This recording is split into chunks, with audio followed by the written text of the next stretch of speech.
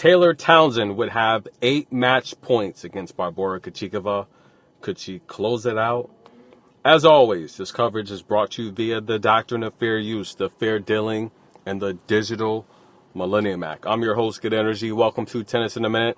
Ann Lee has never made it to a quarterfinal in any Grand Slam. Would today be her day? Unfortunately, no, as she would run into a red-hot big game Jessie P. Jessica Pegula, last year's finalist against Aryna Sabalenka, would get the win in a relatively easy match, straight sets 6-1, 6-2, and she punches her spot into the quarterfinal. We started today with 5 Americans, now down to 3.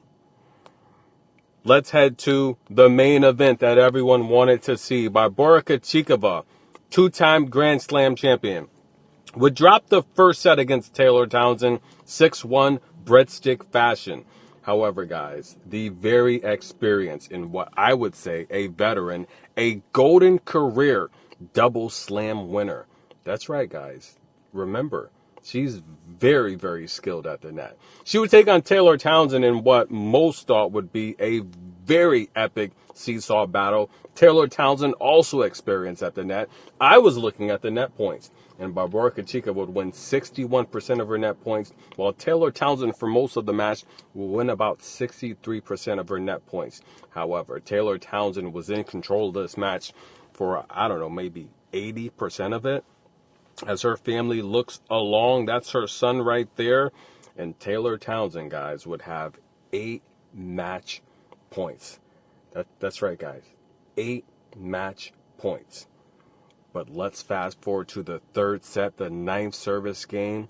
Taylor Townsend serving to level it up, 15-40. She would save 2 break points. That's right, guys. Very important, because that would give Barbora the opportunity to serve out the match.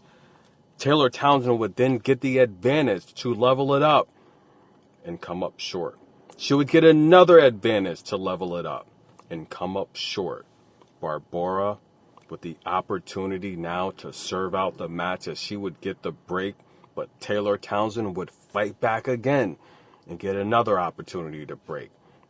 This match in particular, in my personal opinion, I felt Barbora did a very good job of slowing down the pace. And I say this all the time, if you want to beat Barbora Krejcikova, you have to speed her up. Not saying that stamina is an issue, but she takes her time. She has a lot of veteran tactics. And I think aside from Iga Swiatek, this is why Barbora frustrates Iga so much.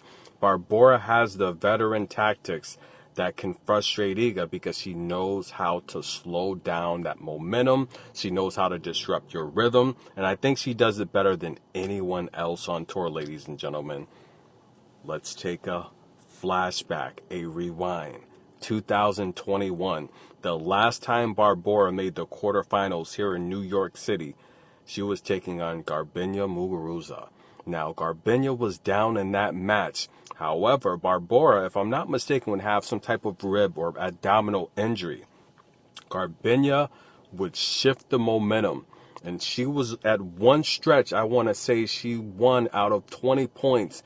Garbine won about 16 or 17. It was very bad. The tide was shifting. Barbora could not stop the onslaught, but she would continue to slow down the pace. This is before the service clock. Barbora was taking a very long time between the serves, grabbing her towel, doing anything to disrupt the momentum of Garbine. Garbine would get very upset and very disrespectful. She would voice her concerns to the chair umpire, and in fact, Barbora would hold off Garbine Muguruza, and this would lead to a confrontation at the net. Go find the video. It's on the channel somewhere. And listen, guys, I think Barbora does a great job when she's down, when she's on the back foot, of just disrupting her opponent's momentum. She does it better against Iga Swiatek than anyone else on tour that I've ever seen do it.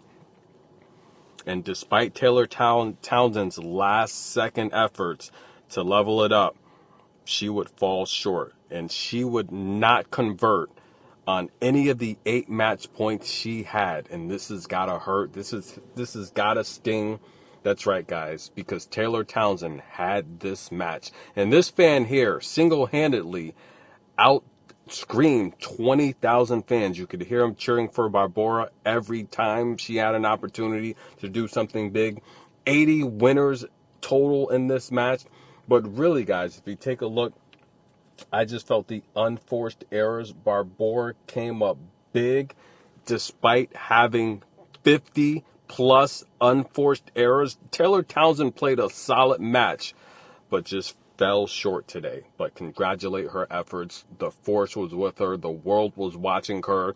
And as a 15-year-old teen denied that wild card entry, the number one ranked junior in the world, I think she came back and she did well. And she still got an opportunity to do something on the doubles side. Barbora and Taylor, they know each other very well. They've competed countless times in doubles, and a beautiful hug at the net. And by the way, that's the best post-match interviewer on tour. Tell him Good Energy Saturday. He knows who I am. Listen, ladies and gentlemen, Barbora Krejcikova, I don't know how she did it, because 20,000 fans screaming for Taylor, facing the adversity of and the pressure of 8 match points. She survived them.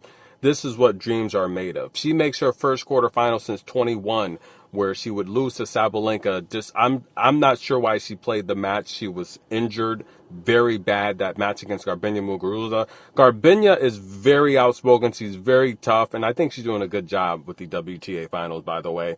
I thought they were going to come to blows in that match, because Garbine, and we saw her get into it with Camilla Giorgi as well. I felt Garbine would have won that match. And I covered the match. I felt Garbine would have won that match if Barbora didn't slow up her pace. This was before the service clock, and I just felt that was bad to watch. I think Barbora should have retired from the match, but to see her stall and just disrupt Garbine's momentum, I felt that was horrible. And you're supposed to play at the pace of the server, but Barbora was stalling Garbine when she was on defense, and that was just, I thought that was horrible. But I've said it time and time again, I think Barbora is one of the sweetest ladies on tour. I love her. She's an amazing woman from what I can see. And she said it's a shame the Czech Republic doesn't have a slam or a big tournament like this. She would love to hear her fans cheer for her. But nonetheless, guys, she came through. I felt it was a very competitive match. It wasn't the prettiest match Barbora's played, 50 unforced errors. And this is the second match in a row that she's beaten an American when she probably should have lost. Down 3-love against Emma Navarro in that third and final set. I don't know how she did it, guys, but the force ended up being with Barbora, despite 6 double faults, losing 35% of her first serves, losing nearly 70% of her second serves. Barbora Krejcikova, guys, gets the job done. Tennis in a minute. I'm your host, Good Energy. Sabalenka coming up next. Elena Rybakina coming up next. And quietly, we have an American by the name of Jessica Pegula just sitting down there, possibly waiting to upset Barbora next.